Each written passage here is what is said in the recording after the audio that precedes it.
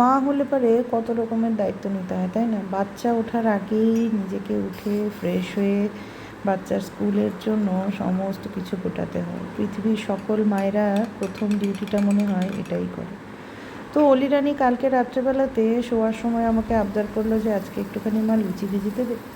তো আমি জেনারেলি লুচি ওকে দিই না, কারণ ঠান্ডা হয়ে যায় তো, আর তেলের জিনিসটা আমি স্কুলে একটু কমই দিই। গত বছর তো শুধুমাত্র ওই ফ্রাইডে করেই দিতাম, কিন্তু যখন মুখ থেকে চাইলো আর কি, আমি না করতে পারলাম না। আর মোটামুটি অলিদের স্কুলে যেহেতু ননভেজটা অ্যালাউ নেই আর কি, ডিমটা দেয়া যায়, তাও সপ্তাহে একদিন, তাও না করে টিচার্সরা, কিন্তু বাদবাকি সবই ভেজের মধ্যে সব রকম আইটেমই দেওয়া যেতে পারে। গত বছরে ওই আমি নিজেই আর কি, মানে প্রথম আর কি গার্জেন মিটিংয়ে ম্যামেরা বলেছিল যে ফ্রাইড যে কোনো জিনিস আর কি, চাউমিন, পাস্তা, এই সমস্ত মানে জাঙ্ক ফুড আর কি, সেগুলো অনলি ফর ফ্রাইডেতে, আর লুচি পরোটাটা অল্টার করে দেওয়া যাবে। তো আমি না ওই চাউমিন পাস্তাটা একদমই দিতাম না, ওই মাসে একবার দিতাম এরকম রেখেছিলাম। আর ওই লুচি পরোটা, এগুলো পরোটাটা দিতাম হালকা শ্যালো ফ্রাই করে দিয়ে দিতাম, কিন্তু লুচিটা আমি ফ্রাইডে করেই দিতাম। তো কালকে যখন মেয়ে আবদার করলো, সেই কারণে আর কি। আর এখন ইদানিং আর কি একটু বেশি বেশি টিফিনই দিতে হয়। ইদানিং না, গত বছরেও দিয়েছি, কারণ ওরা না গ্রুপ করে আর কি টিফিন খায়, মানে একটা পিকনিকের মতন করে আর কি টিফিন খায় স্কুলের গ্রাউন্ডে। তো সেখানে কম টিফিন দিলে পারে ভাগ বাটোয়ারা কম হয়ে যায়, এটা আমার মনে হয়। যদিও বাচ্চারা কতই বা খায় সেটা নয়, কিন্তু আমি মনে করি যে যখন, আর লুচি জিনিসটা না এত লোভনীয়, আমরা বড়রাও কিন্তু মানে লুচি একটা খাওয়ার পরে মনে হয় যে আরেকটা খেলে ভালো হতো। তো আর ওরা তো বাচ্চা, তো সেই কারণেই আর কি একটু বেশি করেই লুচি ভাজলাম। লুচি আর আলুর তরকারি দিলাম। প্রথমে ভেবেছিলাম যে আজকে একটু ফল দেব, কিন্তু তারপরে ভাবলাম যে না থাক, লুচিটা ঠান্ডা, তারপরে যদি ওই খেয়ে ফল খায় তখন বেকার শরীরটা খারাপ করবে, সেই কারণে লুচি আর তরকারি দিয়েছি। আজকে মিস্টার দাসই নিয়ে যাচ্ছে, আমি আজকে মানে এত কিছু করার পরে না আর আমি আর রেডি হয়ে উঠতে পারিনি। আর মিস্টার দাস ওকে বললো গাড়িতে তুলে দেবে, কোনো অসুবিধা নেই, আমি এখন এক কাপ চা খাবো। আজকে সকালবেলায় উঠে না চাও খেতে পারিনি, মানে পুরোপুরি আনপ্ল্যান ছিলাম লুচিটা করার বিষয়ে আর কি। সকালবেলাতেই আটা মাখা, তরকারি করা, সমস্ত কিছু A to Z করেছি। তো সেই কারণে তার উপরে তো ভিডিওটাও সাথে সাথে করছি, তো ওই করতে গিয়ে না মানে ক্যামেরা সেট করতে গিয়ে একটু দেরি হয় আর কি। তো এই হচ্ছে ব্যাপার। তো এই যে মেয়ে চলে গেল স্কুলে, তারপর আর কি আমিও স্নান টান করে পুজো টুজো সেরে চলে এলাম রান্নাঘরে। আজকে মঙ্গলবার, ওই নিরামিষই হবে। তো এদিকে না অনেক দিন ধরে এই উচ্ছে আর বেগুনগুলো শুকোচ্ছিল। বেগুন জিনিসটা না আমার একদম পছন্দ হয় না, তো ওই কারণে আর কি শুকোচ্ছিল। তো তাই ভাবলাম যে আজকে ওই উচ্ছে আর বেগুন ভাজা করে দেবো, তাহলে খাওয়া হয়ে যাবে। কালকে সোমবার ছিল, তো ওই কারণে না আমি একটুখানি ডাল ভিজিয়ে রেখেছিলাম যে একটু ডাল পুরি করবো। আর ডাল পুরি খাটনি বেশি, ওই কারণে না আর ইচ্ছেও করেনি আর করাও হয়নি। তো ডালগুলো ভেজানো ছিল, আজকে ভাবলাম যে একটুখানি ডালের বড়া করি। ওরা ডালের মুখে খাবে, আর আমি আমার জন্য করবো একটুখানি বড়ার ঝোল। বড়ার ঝোলটা আমি আমার একার জন্যই করি, কারণ কেউ পছন্দ করে না, আর আমার আবার বড়ার ঝোল খেতে খুবই ভালো লাগে। আজকের বড়াটা না, বাটাটা খুব ভালো হয়েছিল, মানে এত নরম হয়ে গেছিলো, ঝোলের মধ্যে দেওয়ার পরে আর কি সোপ করে নিয়ে গিয়ে একদম দারুণ মাখো একটা ব্যাপার হয়েছে। আগে যখন রান্না মানে প্রথম ঢুকেছিলাম, তখন নিজের জন্য কিছু বানাতেই ইচ্ছা করতো না, মানে এক ড্যাং বাসন বেরিয়ে যেত।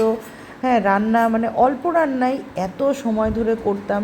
তো তারপরে আস্তে আস্তে যখন পুরো পাকাপোক্ত হতে থাকলাম, রান্নাঘর পুরো আমার হাতে আসলো, তারপরে এখন যেমন মনে হয় যে না থাক, নিজের জন্য নিজের পছন্দের জিনিসটাগুলো একটু রান্না করি। সব সময় স্যাক্রিফাইস করে তো আর কাটানো যায় না, যে সবার রান্নাটা হলো, আমার পছন্দের জিনিসটা আমি রান্না করলাম না। তো সেই জন্য মাঝে মাঝে নিজের পছন্দের জিনিসগুলো রান্না করি। এতে কী হয় বলুন তো, জীবনটা একঘেয়েও হয় না, আবার খাবার প্লেটটাও একঘেয়ে হয় না, আবার নিজেকে একটু প্রায়োরিটিও দেওয়া হয়, এই আর কি।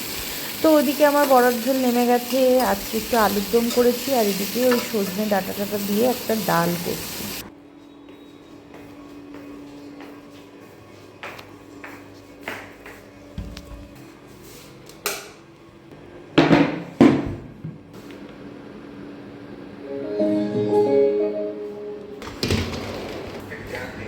Morning, welcome back to my channel. তো রান্নাবান্না সমস্ত কিছু কমপ্লিট করে সকালের ব্রেকফাস্ট নিয়ে বসলাম। ওলি সকালবেলায় লুচি খেয়েছে বলে আমারও একটু মনে হলো যে একটু লুচি খাবো। তবে লুচি দিয়ে দেখেছেন, আমি বড়া দিয়ে লুচি দিয়ে খাবো, কেউ কখনো খেয়েছে কিনা জানি না। তো যাই হোক, আজকে মঙ্গলবার ছিল, নিরামিষ ছিল বলে তাড়াতাড়ি হয়ে গেছে। আর সকাল থেকে দেখাচ্ছে একটা জিনিস, সকাল থেকে ওই যে দেখুন, এই দেওয়ালগুলো ভাঙা হচ্ছে, ঘ্যার ঘ্যার করে এত আওয়াজ হচ্ছে যে মাথা টাথা ছিঁড়ে যাচ্ছে একেবারে। যাই হোক, তো প্রচণ্ড খিদে পেয়ে গেছে, খেয়ে নিই, তারপরে আবার ভাত বসাতে হবে। এখন একটুখানি এই খবর দেখতে দেখতেই খাবারটা খাবো।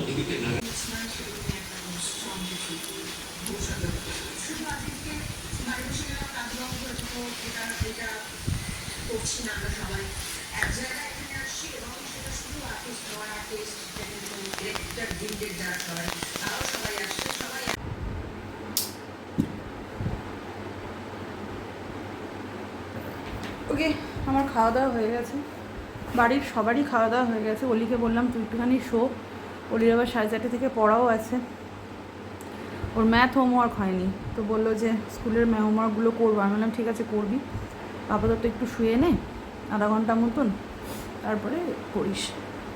তো ও একটু শুলো। আসলে সকালবেলা যেটা দেখছিলাম আজকের টিভিতে নিউজে আর কি, আজকে বলে নয় কয়েকদিন ধরে যাবতীয় আমি দেখছি যে নিউজে একটা ঘটনা খুবই মানে ভোটের জন্য তো এখন চলছেই, ভোট এসআইআর এগুলো তো চলছে, এগুলো তো কমন। কিন্তু এই রাহুল মারা গেছে যে আমাদের ফিল্ম ইন্ডাস্ট্রিতে, রাহুল অরুণোদয় বন্দ্যোপাধ্যায় মনে হয় নামটা। তো যখন মানুষটা বেঁচে ছিল তখন মানুষটার প্রতি কোনো কদর ছিল না, সেই রকম লেভেলের এত ভালোবাসা কাউকেই দেখিনি। কারণ ওকে আমি ফেসবুকে ফলো করে রেখেছি, তো ওকে নয় সরি ওনাকে ফেসবুকে আমি ফলো করে রেখেছিলাম। ওনার অনেক দিন ধরেই আমি অনেক কিছু দেখেছি। ওনার ফার্স্ট তো আমি চিরদিনই তুমি যে আমার সিনেমাটা দেখেই আর কি ওনার ফ্যান হয়েছিলাম, তো বেশ ভালো লেগেছিলো আর কি। তারপরেও আরেকটা সিনেমা যেটা খুব একটা হিট করেনি, ভালোবাসা জিন্দাবাদ, ওই স্টোরিটা, ওটাও রাহুল আর প্রিয়াঙ্কার ছিল, ওই স্টোরিটাও মোটামুটি বেশ ভালোই লেগেছিলো। তো তারপরে থেকে আর কি মানে খুব বিশাল বড় ভক্ত আমি নই, কারোরই নই, সবাইকেই আমার বেশ মোটামুটি ভালো লাগে, একমাত্র এসআরকে বাদ দিয়ে। তো যেটা বলছিলাম, তো ঠিক আছে সিনেমা আসলে পরে দেখতাম। তো এই করতে করতে হঠাৎ করে মানে যখন এর আগেও সে অনেকবারই অনেক কথা ফেসবুকের মাধ্যমেও জানিয়েছে, সে ভালো লিখতো, তো লেখাটাকেও তার আমি পড়তাম। তো এর আগে কখনোই মানুষের মানে এত মানে ভালোবাসা এত কিছু দেখিনি। এখন যেটা আজকে নিউজে দেখছিলাম আর কি, যে আপাতত এখন কাজ বন্ধ আছে টেকনিশিয়ান স্টুডিওগুলোতে, তো কতদিন এরকম চলবে না চলবে কেউই জানি না। মানে আমাদের ওয়েস্ট বেঙ্গলে শুধু মানে আইনি ব্যবস্থা কীরকম কী সেটা নিয়ে আমি বলতে চাই না, কারণ আমার মতন আপনারা সবাই মোটামুটি সব কিছুই জানেন, দেখছেন। তো মানে কি বলুন তো, আরজি করের কাণ্ডটা নিয়েও দেখলাম, খুব হলো কয়েক মাস যাবৎ, খুব হলো, হওয়ার পরে তারপরে সিবিআই ও একটার পর একটা চলতেই আছে। এটাও সেম কেস, মানে মানুষ বেঁচে থাকতে মানুষের কোনো কদর নেই, মানুষ মারা যাওয়ার পরে মানে এত সব কিছু হয় আর কি বারবারন্ত, সেটাই দেখছি। তো বেঁচে থাকার কোনো নাম নেই, এটা পার্সোনালি আমি বললাম, এটা কারোর খারাপ লাগলে পারে সরি তার জন্য। এটাই আর কি, মানে এই জিনিসগুলো সত্যি আমাকে খুব ভাবায়, প্রচণ্ড পরিমাণে ভাবায় যে কি এগুলো কি চলছে। মানে আজকে যে মানুষটা ঘুরছিল যতদিন বেঁচে ছিল, রাহুল প্রিয়াঙ্কার ডিভোর্সও হয়ে যায়, বিয়ে করে তারা, অনেক বছর সম্পর্ক ছিল, একটা ছেলেও হয়েছিল, তারপরে ডিভোর্স হলো। তারপরে রুক্মিণী কী যেন নামটা, সরি রুক্মিণী না, কী যেন নামটা মেয়েটার, রুক্মিণী তো মনে হয়, যাই হোক আমি না ভুলে গেছি সিরিয়াসলি। তার সাথেও আর কি সোশ্যাল মিডিয়াতেই দেখেছি আর কি, তার সাথেও একটা প্রেম ঘটিত ব্যাপার হলো এরকম নিয়ে, সেটা নিয়ে খুব চর্চা চললো কয়েকটা দিন। এখন আবার সে মারা যাওয়াতে এখন তার স্ত্রী আর কি, প্রাক্তন স্ত্রী, মাঝে শুনছিলাম আবার তাদের মধ্যে আবার ছেলের জন্য আর কি সব কিছু ঠিকঠাক হয়ে গেছে। তো এই হচ্ছে ব্যাপার, মানে মাঝে মাঝে সত্যি বুঝে পাই না যে মানুষ বেঁচে থাকতে মানুষের কেন কদর করে না, মরে যাওয়ার পরে এটা ওটা সেটা উই ওয়ান্ট জাস্টিস, এই হেন তেন এগুলো কী লাভ এতে? জীবনটা তো সত্যি একটুখানি আজ আছি তো কাল নেই, এটাই তো স্বাভাবিক ব্যাপার। হ্যাঁ, কারোর আগে যাওয়া, কারোর পরে যাওয়া, এই হচ্ছে ব্যাপার। কিন্তু যেতে তো আলটিমেট হবে, কিন্তু বেঁচে থাকতে কেন যে মানুষের কদর করে না জানি না।